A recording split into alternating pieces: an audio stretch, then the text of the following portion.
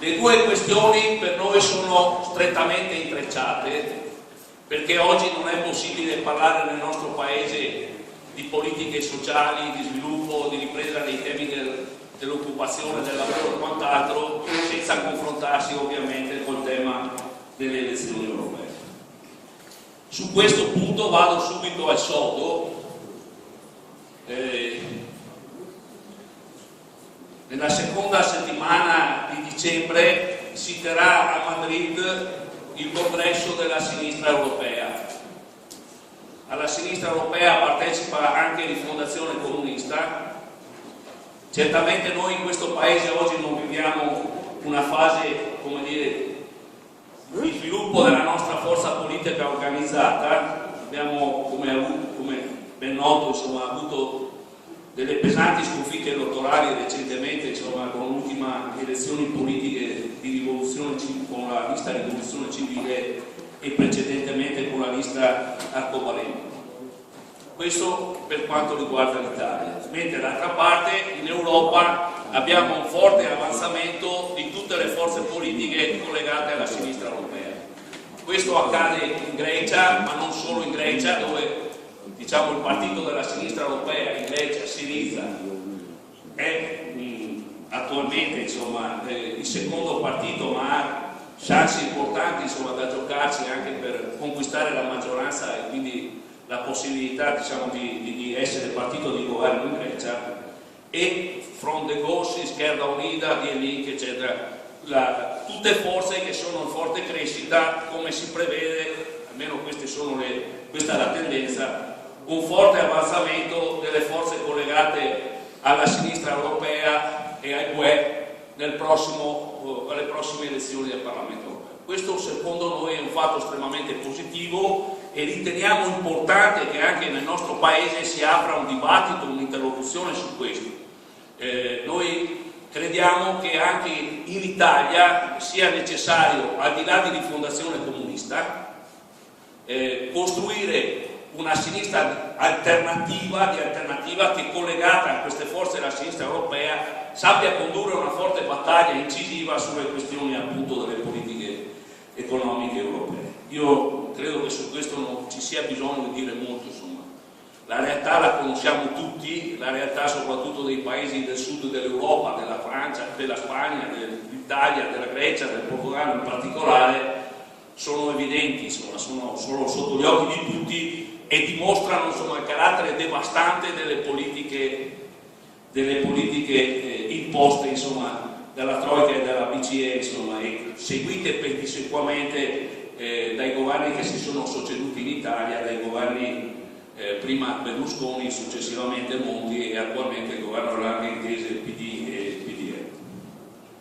Su questo ovviamente chiediamo un contributo. La nostra proposta è di costruire anche in Italia una coalizione di sinistra che si colleghi alla sinistra europea per dare questa battaglia politica. Riteniamo che questo sia fondamentale anche per il nostro Paese e sia in stretta connessione con quelle che sarà la vicenda delle elezioni amministrative. Perché? Perché è evidente che se non si esce dalle politiche del fiscal compact, dell'obbligo del pareggio di bilancio, non è possibile far fronte alla crisi che colpisce pesantemente il nostro Paese e anche la realtà in cui viviamo. È evidente che la crisi che stiamo attraversando è una crisi naturalmente di carattere strutturale e sistemico, ma al di là di questo giudizio e di questa definizione è chiaro che è una crisi che durerà ancora e i cui effetti devastanti sulla società, sui strati popolari, sui ceti più deboli si acuirà ulteriormente. Non è possibile fare ragionamenti, come dire, di carattere generale, di proposte programmatiche che abbiano, come dire, possibilità di rovesciare la situazione attuale se non si riesce, come dire, a impostare un ragionamento, una proposta politica che vada oltre le logiche del pareggio di bilancio, le logiche del fiscal compact e quant'altro. Nella città di Padova, la situazione attuale voi sapete benissimo qual è, oppure comunque La situazione è che nella sostanza ci sono una serie di forze variamente collocate, diciamo così, alla sinistra del PD, che potrebbero avere elementi, come dire, di convergenza programmatica importante, ma l'elemento di divisione reale sta nella collocazione politica. Mi è capitato ieri di stare al congresso dell'Italia dei Valori. Devo dire che gli elementi di contenuto programmatico che venivano fuori dal dibattito, dalla relazione e dagli stessi interventi che sono stati fatti anche da altri soggetti, dai compagni dei comunisti italiani, dalla stessa SEL, eccetera, delineavano alcune proposte di natura programmatica sulle questioni dell'urbanistica, sulle questioni del territorio, dell'ospedale e quant'altro, come dire, con uno spazio obiettivo di convergenza. È chiaro che la differenza sta nel fatto, evidente, di qual è il rapporto che questa area vuole stabilire col Partito Democratico. Noi abbiamo fatto un opuscolo dove ricostruiamo i 10 anni di storia, ma diciamo così, è molto contenuto, diciamo così, è stato fatto per capitoli, c'è molto meno di quello che realmente abbiamo fatto, però noi possiamo dire che in questi 10 anni abbiamo cercato con tutte le nostre forze di tenere, diciamo così, in maniera chiara il baricentro su alcune questioni fondamentali. Il tema dei diritti, non soltanto coniugato come diritto dei migranti, ma cioè un tema sulla libertà di tutti, insomma, no? Come siamo intervenuti, facciamo un esempio, nel 2010 con una mozione che chiedeva sostanzialmente che il Comune di Padova si esprimesse contro i respingimenti e il pacchetto di sicurezza del governo Berlusconi, mozione peraltro bocciata anche dal PD. Nella stessa misura abbiamo presentato ancora nella legislazione precedente mozioni insieme a altri per il diritto al voto amministrativo degli immigrati, o abbiamo presentato mozioni che recepissero le direttive europee in tema di omofobia. Temi che oggi sono, come dire, al centro del dibattito politico in parte relativamente, ma che sono stati ampiamente anticipati. Non so se l'ho detto, comunque la mozione del 2010 è stata bocciata anche dal PD. Oggi abbiamo, come dire, un'infinità di dichiarazioni da parte degli esponenti politici di questo partito a livello locale e nazionale che come dire, condannano queste politiche, insomma, dei respingimenti, eccetera. Si è pianti fiumi di lacrime di coccodrillo sui morti di Lampedusa, però quando era il momento di fare una scelta politica chiara, anticipando, diciamo, i tempi, ma non anticipando i tempi, perché già c'erano stati catastrofi importanti, insomma, nel braccio di mare che divide la Sicilia dalla Libia, e nonostante questo, insomma, non siamo riusciti a trovare quella convergenza ampia su quella proposta. Faccio questo esempio per dire una questione che comunque, insomma, per noi resta importante, ma per fare un esempio, insomma, della complessità, insomma, dei ragionamenti che abbiamo cercato di sviluppare. Poi i compagni che poi troveranno l'opuscolo, ci sono le cose che abbiamo detto, che abbiamo fatto, sono cose che per noi, come dire, rappresentano ancora un punto di riferimento e di proposta programmatica. Vorrei ricordare che la mozione sulla chiusura delle 2 linee dell'inceneritore, l'ordine del giorno, è stato presentato da Giuliana Beltrame, che era allora consigliere comunale indipendente di Fondazione Comunista. Oggi, ad esempio, questo è un punto programmatico, ad esempio, di una lista civica che si chiama Padova Veneto. Credo, ma è assolutamente chiaro a tutti nei fatti, che in questa città oggi, di fronte alla crisi, manca una politica attiva di intervento. Dicono che non ci sono i mezzi, infatti ci sono anche i tagli allo Stato sociale, ci sono i tagli alla spesa pubblica e quant'altro, però si fanno anche delle scelte, si possono anche fare delle scelte di tipo diverso. Guardate che la situazione, chi sta nei quartieri, chi sta a contatto con la realtà materiale delle condizioni di vita delle fasce più deboli della popolazione, che non vuol dire più strati marginali, ma anche gente che lavora o lavorava fino all'altro giorno, è una situazione per alcuni versi drammatica. Cioè, al di là della nostra esperienza, vorrei che, non so se vi è capitato di leggere recentemente, un articolo sul Mattino di Padova, che diceva che circa il 20% delle persone che abitano in condomini non stanno pagando le spese condominiali. E la percentuale più alta di questi non sono gli immigrati, sono gli italiani.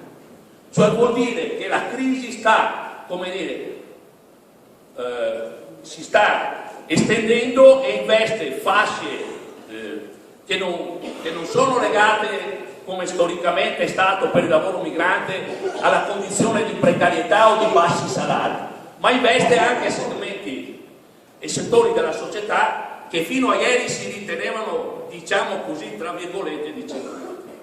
Su questo non c'è nessun ragionamento politico. A me è capitato di parlare con un probabile candidato a sindaco del centro-sinistra, Ivo Rossi, il quale mi ha detto: ma noi abbiamo mantenuta inalterata la spesa sociale, ma i bisogni sono raddoppiati, triplicati. Di fronte a un'emergenza di questo tipo, non avere la capacità di pensare a provvedimenti urgenti, necessari, incisivi per far fronte a questa condizione, io credo che sia non solo un errore, una scelta politica profondamente sbagliata, che segnala la distanza da questo tipo di situazione. Questo lo dico perché voi sapete che a noi la questione sociale, la questione del lavoro, la questione della condizione materiale della gente che vogliamo rappresentare non è un discorso, è una pratica, è la presenza costante dentro il conflitto, anche il conflitto sociale. L'anno scorso abbiamo fatto delle iniziative, io credo, importanti, ad esempio contro i tagli dei gas nei condomini popolari, via Manara, via Richiero d'Azeglio. Quest'anno penso ne faremo di più. L'anno scorso ci siamo confrontati con una trentina di sfratti, quest'anno credo saremo già a 50-60. E quindi insomma il dato con cui ci confrontiamo è un dato assolutamente di estrema gravità e di emergenza. Vi faccio un altro esempio per capirsi. Le strutture di accoglienza di Padova, che sono 2, non contengono più le famiglie che vengono buttate fuori di casa con gli sfratti. Ormai queste famiglie, quando vengono accolte, vengono portate fuori dalla provincia.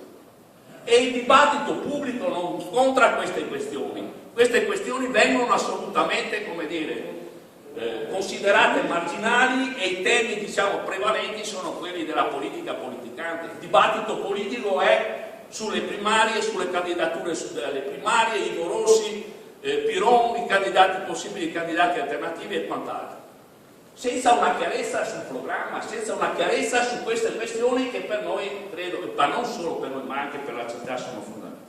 Come riteniamo fondamentali alcune altre questioni che riguardano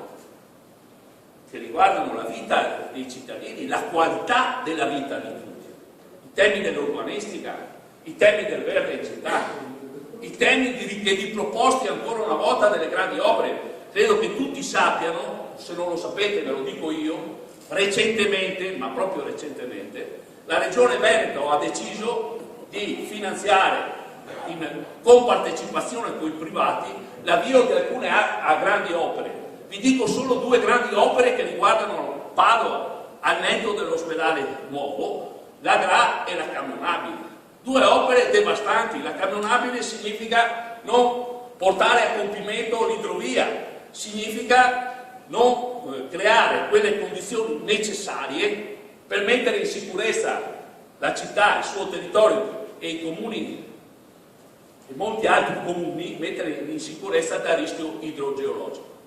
Hanno fatto questa scelta perché l'idea di sviluppo che hanno è ancora quella che ha portato ai disastri sociali e ambientali che conosciamo.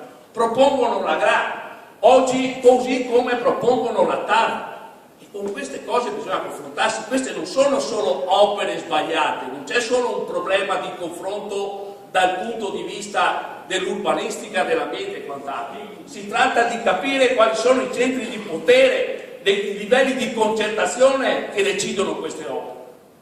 Io credo, compagni, che, e questo come dire, dovrebbe far riflettere molti, anche quelli che insistono, come dire, con forza nella ricerca della convergenza, dell'alleanza col PD, la cena delle calandre, dove il sindaco di Padova si incontra col capo dei costruttori veneti, Mazzacurati, con un uomo della sanità veneta che faceva riferimento al sindaco di Verona e con il rettore dell'Università di Padova. È chiaro che questo rappresenta plasticamente il gruppo di interesse economico e politico che ha operato perché si sviluppasse il progetto dell'ospedale di Padova. Guardate, l'altro giorno a Padova c'è stata una manifestazione dei precari della sanità, dei giovani, degli studenti, insomma, di medicina, ai quali vengono tagliate possibilità di accesso alle borse, di fare la specialistica, di andare a lavorare sostanzialmente come medici. Noi abbiamo questo problema, abbiamo questo drammatico problema, insomma, che riguarda non soltanto questi studenti, questi laureati che non hanno una prospettiva di futuro, ma riguarda anche la sanità, la salute dei cittadini, e invece le scelte, le decisioni, il confronto fra la politica e i centri di potere si articola attorno a questa idea dell'ospedale civile, del nuovo ospedale civile. Noi pensiamo che questa sia un'opera assolutamente non necessaria, non intendiamo assolutamente, cioè siamo ovviamente convinti che il sistema del project financing sia un sistema, come dire, assolutamente favorevole, privatizzante, quello che sono poi, insomma, è comunque un'esperienza già negativa, l'esperienza dell'ospedale di Venezia, l'ospedale di Schio, cioè già dimostrano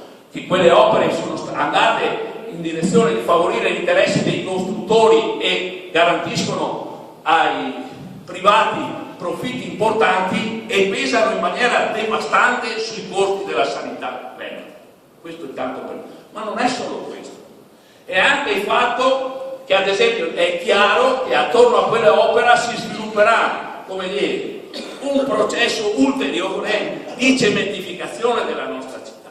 Noi abbiamo 7.000, in questa città abbiamo 7.000 alloggi che non sono né venduti né affittati, sono vuoti. Si è come dire, riversata nella città una colata di cemento e adesso si vuole continuare su questa strada. L'idea è ancora quella di muoversi in quella direzione. Credo che una politica nell'interesse dei cittadini, di tutti i cittadini, deve andare in questa direzione. Noi abbiamo fatto a suo tempo la battaglia sulla graila camionabile, continueremo a farla. Devo dire, non per, come dire, fare un discorso di bandiera, ma l'unico gruppo regionale che ha presentato emendamenti abrogativi sulle grandi opere in finanza di progetto presentate dalla giunta regionale è stato il gruppo di Rifondazione Comunista a Sinistra Europea. Non capisco come mai questa cosa non si sia, come dire, estesa ad altre forze, ma magari lo capisco, insomma, vedremo poi nel confronto politico successivo cosa accadrà. L'altro punto che mi interessa sottolineare, ed è un punto di riflessione politica, a voi vi sembra possibile che in questa città il costo del controllo sul trasporto pubblico sia equivalente o forse superiore al costo che potrebbe provenire dal garantire alcune fasce gratuite ai disoccupati e agli studenti? Questo è. Guardate che sono già stati fatti dei calcoli in altre città, non tanto più piccole di Padova. Vi faccio un esempio: Settimo Torinese hanno fatto questo calcolo. Ci costa di più mettere i vigilanti e i controllori dentro gli autobus che garantire alcune fasce orarie gratuite per quegli utenti che magari dal punto di vista economico hanno anche la difficoltà di fare l'abbonamento o di pagarsi il biglietto, che continua ad aumentare in una città dove il problema dell'inquinamento dove il problema delle malattie derivanti dall'inquinamento è un problema grave. Noi siamo in una delle città più inquinate d'Europa, al di là delle chiacchiere che tanti fanno, di tanti discorsi sulla fotovoltaico e sulle Madonne, eccetera. Poi alla fine noi siamo in una città in cui sembra che questa giunta comunale abbia come progetto fondamentale quello di costruire i parcheggi. Si arriva addirittura al punto che si costruisce un parcheggio su un campo di calcio quando i cittadini di quel quartiere che non lo vogliono, quando è chiaro. È stato fatto anche un percorso partecipativo, sono state fatte discussioni, dibattiti, iniziative pubbliche in cui si è manifestata l'opposizione dei cittadini a cui dovrebbe essere destinata, ma questo è solo un falso ideologico, quell'opera. E si è deciso, con un'insistenza quasi di accanimento terapeutico, di portare già per 2 volte quella mozione, quella delibera in consiglio comunale, 2 volte non è votata, adesso si riporterà una terza perché qualcuno ha deciso che quella cosa là deve essere fatta a tutti i costi. Questo ovviamente dimostra con chi abbiamo in parte. E io credo che questo debba essere tenuto in considerazione, cioè non si può negare che non ci siano delle rivendicazioni importanti nel territorio. Nel quartiere 4 c'è una battaglia in corso importante, dopo ci sarà anche chi interverrà su questo, perché non si può continuare a desertificare la città. Noi abbiamo bisogno, più che di case, di nuovi condomini o di nuove grandi opere, abbiamo sicuramente bisogno in questa città di una importante piantumazione che faccia in qualche modo da ammortizzatore rispetto agli effetti devastanti dall'inquinamento che avviene attraverso i volumi di traffico insostenibili che ci sono in questa città. Ho fatto questo esempio. Ne voglio fare un altro, ma questo è tutto politico.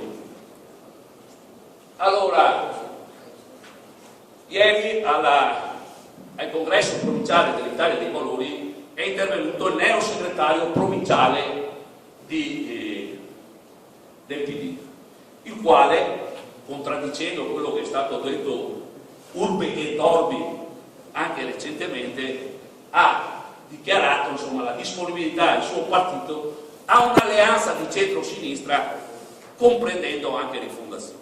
Nessuno gliel'ha mai chiesto, per essere chiaro, ma comunque il punto politico su cui io vorrei che ci fosse una riflessione, lo dico soprattutto a quelli, Selmi aveva detto che oggi sarebbero intervenuti, non vedo il coordinatore provinciale di Selma, mi rivolgo a lui, ma mi rivolgo a tutti in generale. Com'è possibile parlare di centro-sinistra e di eventuali primarie di centro-sinistra quando il PD sta lavorando già a costruire l'allargamento della maggioranza in direzione della destra? Ma non lo sta facendo soltanto attraverso il progetto della costruzione della lista civica con ex AM, lo sta facendo anche in altri modi, perché il nuovo regolamento della polizia municipale è peggiorativo rispetto al regolamento della polizia municipale fatto da Saia, dal nazional alleato Saia, dal fascista Saia, perché così lo chiamavamo tutti. Questo, e lo abbiamo chiamato quando abbiamo detto che quello era un impianto securitario ispirato alla logica legge e ordine tipica della destra reazionaria. Adesso il provvedimento relativo al nuovo ordinamento della polizia municipale è peggiorativo. Guardate nei contenuti, siamo al limite del ridicolo. Adesso lascio perdere il fatto che questa cosa attacca prevalentemente i poveracci, quelli che vanno a vendere 4 robe per guadagnare 2 lire e magari mantenere la famiglia, o i barboni che portano i 4 stracci sulla panchina, no, perché non sanno dove altro andare. È anche peggio, perché si stabilisce la possibilità della polizia municipale di decidere quale possa essere o meno un abbigliamento destinato, diciamo così, all'approccio di tipo, come si dice, prostitutivo. Cioè adesso a Padova, secondo questo nuovo regolamento municipale, un vigile può tranquillamente fermare una persona o da multarla, perché se passerà naturalmente il Consiglio Comunale, ma è probabile che passi, visto che ha avuto il voto unanime di tutti i membri della Giunta e quindi espressione dei partiti di maggioranza, un vigile potrà decidere se una donna si veste in maniera consona o no, o seppure gli abiti succidi che porta, o un uomo anche, perché no? Lo fa per cercare di indurre, di vendere il proprio corpo. Siamo, io credo, al Medioevo, siamo al di là della grazia di Dio, insomma, e anche peggio. Allora io vorrei sottolineare questo punto, perché non è un punto secondario, perché è evidente che con questa logica il PD cerca di toccare un pezzo o tutta la sinistra di Padova, e da una parte, e dall'altra, come dire, di occupare con iniziative, con alleanze politiche e anche elementi programmatici, iniziative concrete, un pezzo del centrodestra.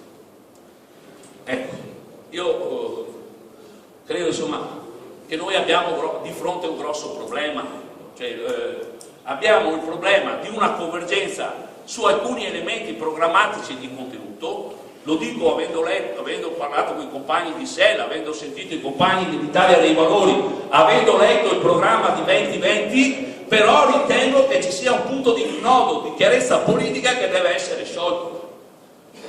Io penso che sia importantissimo un confronto programmatico tra tutte le forze che intendono realizzare sui temi più importanti, sui temi sociali, sui temi ambientali, sui temi urbanistici, sui temi del lavoro, una svolta netta in questa città.